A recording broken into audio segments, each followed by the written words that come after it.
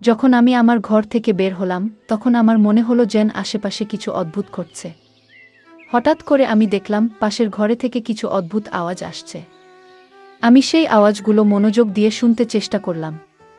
এরপর আমি আস্তে করে দরজার কাছে গিয়ে দাঁড়ালাম এবং কান পেতে শুনতে লাগলাম। হঠাৎ আমি মায়ের গলার শব্দ শুনতে পেলাম। আমার মনে হলো এখানে কিছু একটা ঠিক নেই। আমি ভাবলাম ভেতরে ঠিক কি হচ্ছে সেটা দেখা দরকার।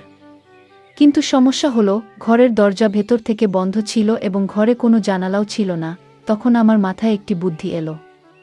আমি আস্তে করে এক চোখ বন্ধ করলাম এবং তালার চাবির ছিদ্র দিয়ে ভেতরে দেখার চেষ্টা করলাম। আমি যা দেখলাম তা আমাকে স্তম্ভিত করে দিল। আমি লক্ষ্য করলাম মা এবং চাচা একসাথে এমন কিছু করছেন যা আমার ধারণার বাইরে ছিল। তারা খুব কাছাকাছি বসেছিলেন, যেন কোনো গোপনীয় বিষয় আলোচনা করছেন। মায়ের চোখে অদ্ভুত এক মায়া আর চাচার মুখে একরকম দুষ্টু হাসি ছিল। এই দৃশ্য দেখে আমার হৃদয় ভারী হয়ে উঠল। আমি ভেতরে ভেতরে অস্বস্তি অনুভব করছিলাম। মায়ের এই রূপ আমি আগে কখনো দেখিনি। আমার মনে হতে লাগলো এরকম কিছু তো আমি কখনো ভাবিনি। কিন্তু কেন জানি না, আমার মনে তখন এক অদ্ভুত অনুভূতি হচ্ছিল। ভেতরে যেন একটা অস্বস্তি কাজ করছিল। এরপর আমার মাথায় এক নতুন চিন্তা এলো। চাচার প্রতি মায়ের আচরণ আমাকে গভীরভাবে নাড়া দিয়েছিল। আমিও তো একদিন চাচার সাথে কিছুটা সময় কাটাতে পারি। এক অদ্ভুত উত্তেজনা আমার হৃদয় ছুঁয়ে গেল। নিজেকে প্রমাণ করার জন্য আমারও তো সুযোগ আসতে পারে। আমি ভেতরে ভেতরে ভাবতে লাগলাম কিভাবে এই কাজটা আমি করব, একদিকে ভয় আর অন্যদিকে অজানা ভাবনা। এই দ্বিধার মাঝে আমি ধীরে ধীরে নিজের পরিকল্পনা তৈরি করতে থাকলাম। গল্পের মজা উপভোগ করুন এবং শুনতে থাকুন আমাদের বাংলা অডিও স্টোরি চ্যানেল। বন্ধুরা, যদি এখনও আমাদের চ্যানেল সাবস্ক্রাইব না করে থাকেন তাহলে দয়া করে এখনই সাবস্ক্রাইব করে নিন। আজ আমি আপনাদের নিজের গল্প বলবো। আমার নাম রাগিনী। আমরা শহরে থাকি। আমাদের ছোট্ট পরিবারে আমি আর আমার মা একসাথে থাকি। তবে 2 বছর আগেও আমাদের পরিবারের অংশ ছিলেন আমার বাবা। একটি মর্মান্তিক গাড়ি দুর্ঘটনায় আমরা বাবাকে চিরদিনের জন্য হারাই। বাবার মৃত্যুর খবর শুনে তার খুব ঘনিষ্ঠ বন্ধু মনোজ চাচা আমাদের দেখতে আসেন। কিছুদিন আমাদের সঙ্গে থেকেও যান। তবে জরুরি কাজের কারণে তাকে ফিরে যেতে হয়। যাওয়ার আগে তিনি আমাদের প্রতিশ্রুতি দিয়েছিলেন যে তিনি সবসময় আমাদের পাশে থাকবেন। আমার বাবার মৃত্যুর পর মনোজ চাচাই ছিলেন একমাত্র ব্যক্তি যিনি আমাদের পরিবারের সঙ্গে গভীরভাবে জড়িয়েছিলেন। ছোটবেলা থেকেই তিনি আমাদের বাড়িতে আসতেন। বাবা মায়ের খুব কাছের বন্ধু ছিলেন। তার সঙ্গে আমাদের সম্পর্ক এতটাই গভীর ছিল যে তিনি শুধুমাত্র বাবার বন্ধু নন, আমাদের পরিবারের একজন সদস্য বলেই মনে হতো। আমি যখন ছোট ছিলাম তখন মনোজ চাচা প্রায়ই আমাদের বাড়িতে আসতেন এবং আমার জন্য চকলেট নিয়ে আসতেন। আমি খুশিতে তার গলায় ঝাঁপিয়ে পড়তাম এবং তার সঙ্গে খেলায় মেতে উঠতাম। তবে এখন আমি 19 বছর বয়সী, বড় হয়ে গেছি।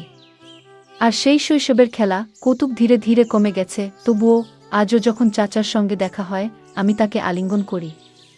বাবার মৃত্যুর পর থেকে মা খুবই একা হয়ে গেছেন।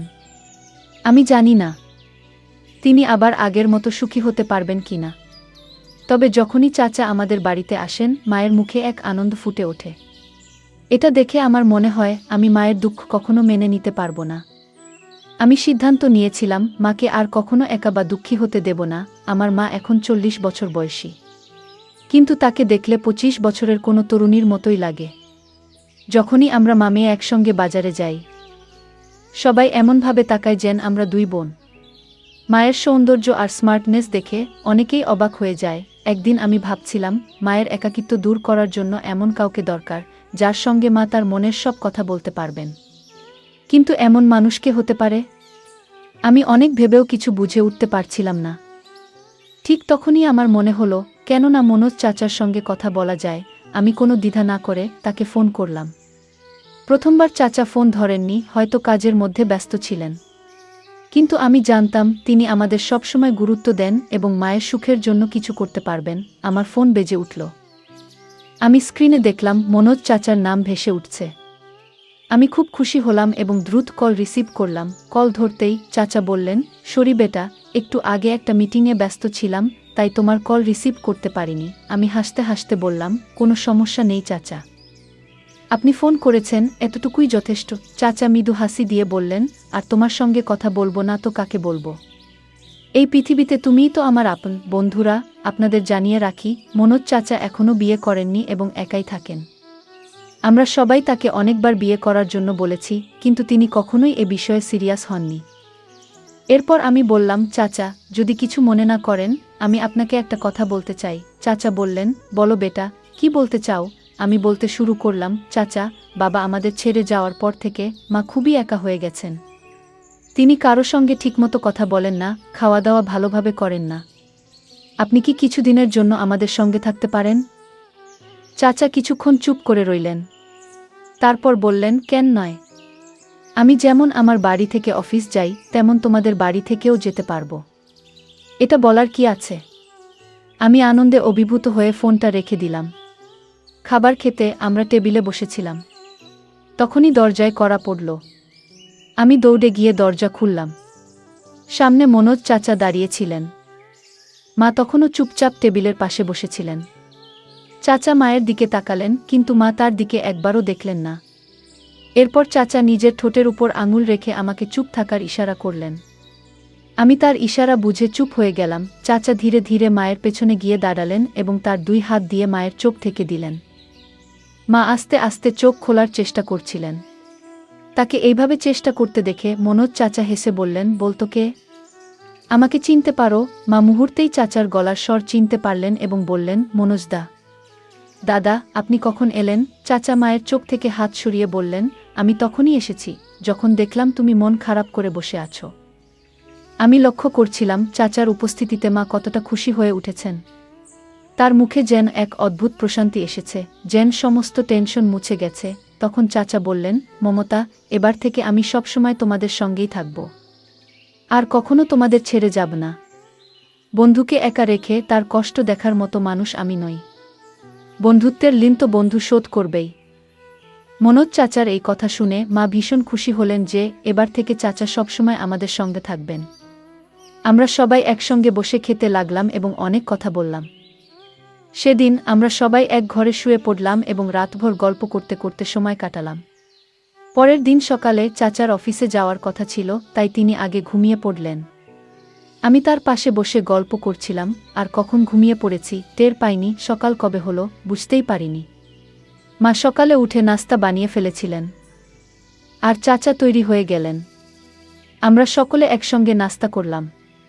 তারপর চাচা অফিসে চলে গেলেন। এভাবে আমাদের দিনগুলো কাটতে লাগল। আমি চাচাকে বাবার মতোই মনে করতে শুরু করলাম। সত্যি বলতে তিনি আমার নিজের বাবার চেয়েও বেশি গুরুত্ব পেতে লাগলেন, কারণ তিনি আমাদের সঙ্গে ছিলেন, আমাদের খেয়াল রাখছিলেন। এক রাতে আমি আমার ঘরে শুয়েছিলাম। হঠাৎ খুব খারাপ একটি স্বপ্ন দেখলাম। সেই স্বপ্নে আমার বাবাও ছিলেন। আমি ভীষণ ভয় পেয়ে ঘুম থেকে উঠে পড়লাম। আমার কপাল দিয়ে ঘাম ঝরছিল, গলা শুকিয়ে যাচ্ছিল। তাই আমি পানি খেতে চাইলাম, কিন্তু দেখলাম আমার জগটা পুরো ফাঁকা। আমি ভাবলাম রান্নাঘর থেকে পানি নিয়ে আসি। জগটা হাতে নিয়ে ঘরের দরজা খুলে বাইরে বেরোলাম এবং রান্নাঘরের দিকে হাঁটা শুরু করলাম। রাতে আমি পানির জন্য রান্নাঘরে যাচ্ছিলাম। মায়ের ঘর আমার পাশেই ছিল এবং তারপরে মনোজ চাচার ঘর।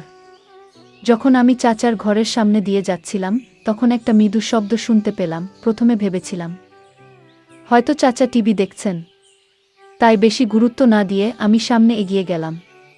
কিছুক্ষণ পরে সেই শব্দগুলো আরও স্পষ্ট আর জোরে শোনা গেল। এবার আমার কৌতূহল জাগল। চাচার ঘরের সামনে এসে আমি দাঁড়িয়ে পড়লাম। ভালো করে শোনার চেষ্টা করতেই বুঝতে পারলাম মা যেন কিছু বলছেন। আমি ভাবলাম, এত রাতে মা আর চাচা এক ঘরে কি করছেন? তখনই আমার মাথায় একটা বুদ্ধি এলো। আমি দরজার তালার ছিদ্র দিয়ে ঘরের ভেতরটা দেখার চেষ্টা করলাম। এক চোখ বন্ধ করে তালার ফাঁক দিয়ে যখন ভেতরটা দেখলাম, তখন আমি অবাক হয়ে গেলাম। আমি ভেতরে যা দেখলাম তা আমাকে বিস্মিত করে দিল। মনে হচ্ছিল এমন কিছু আমি কখনো কল্পনাও করিনি, যা আমার নিজের জন্যই অস্বস্তিকর ছিল। আমি নিজেকে শান্ত করার চেষ্টা করছিলাম, কিন্তু কিছুক্ষণের মধ্যেই আমি অসচেতন হয়ে পড়লাম। পরে দেখলাম মা বিছানায় শুয়ে আছেন এবং মনোজ চাচার সঙ্গে কথা বলছেন। মা বললেন, মনোজদা, এবার থেকে আমাদের ছেড়ে কোথাও যেও না। চাচা মায়ের হাত ধরে বললেন, তোমার আর রাগিনীর খেয়াল রাখার দায়িত্ব এখন থেকে আমার। এই কথাগুলো শোনার পর আমি ধীরে ধীরে নিজের ঘরে ফিরে এলাম। রান্নাঘর থেকে পানি নিয়ে এসে শুয়ে পড়লাম, কিন্তু ঘুম আর এলো না। বারবার মনে সেই দৃশ্য ভেসে উঠছিল। যতই ঘুমানোর চেষ্টা করি কিছুতেই মন শান্ত হচ্ছিল না। ভোর হতে আর বেশি দেরি ছিল না। আমি উঠে গিয়ে বাথরুমে ফ্রেশ হলাম। তারপর গোলাপি রঙের একটি হালকা পোশাক পরে নিলাম। পোশাকটি স্বচ্ছ ছিল এবং আমাকে দেখতে বেশ সুন্দর লাগছিল। আমি যখন বাইরে এলাম দেখলাম মনোজ চাচা সোফায় বসে নাস্তা করছেন। ভেজা চুলে তোয়ালে পেঁচিয়ে আমি তার সামনে গিয়ে দাঁড়ালাম এবং মুখে বললাম, চাচা কেমন লাগছে আমাকে? মনোজ চাচা মুচকি হেসে বললেন, বাহ রাগিনী, আজ তো তোমাকে একেবারে অপূর্ব দেখাচ্ছে। আমি যখন মনোজ চাচার কথা শুনলাম তোমাকে আজ খুব সুন্দর লাগছে, তখন আমি খুব আনন্দিত হলাম। চাচার পাশে গিয়ে চুপচাপ বসে রইলাম। কিছুক্ষণ পরে চাচা অফিসের জন্য তৈরি হতে লাগলেন। আমি হঠাৎ উঠে গিয়ে চাচাকে আলিঙ্গন করলাম। মনে হলো যেন বহুদিনের জমে থাকা আবেগ আমার ভেতর থেকে বেরিয়ে আসছে। চাচার শরীরটা মুহূর্তের জন্য কেঁপে উঠল, আর তার মুখে এক অদ্ভুত অস্বস্তির ছাপ ফুটে উঠল। সেই ছাপটা যেন মনের গভীরে লুকানো কোনো দুঃখ কিংবা অপরাধবোধের প্রকাশ।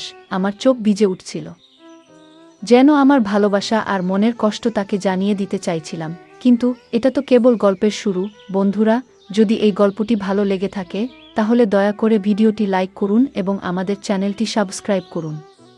পাশে থাকা বেল আইকনটি প্রেস করুন যাতে করে আমরা যখনই নতুন ভিডিও আপলোড করি তার নোটিফিকেশন সবার আগে আপনার কাছে পৌঁছে যায়। ধন্যবাদ। দেখা হবে আমাদের পরবর্তী ভিডিওতে।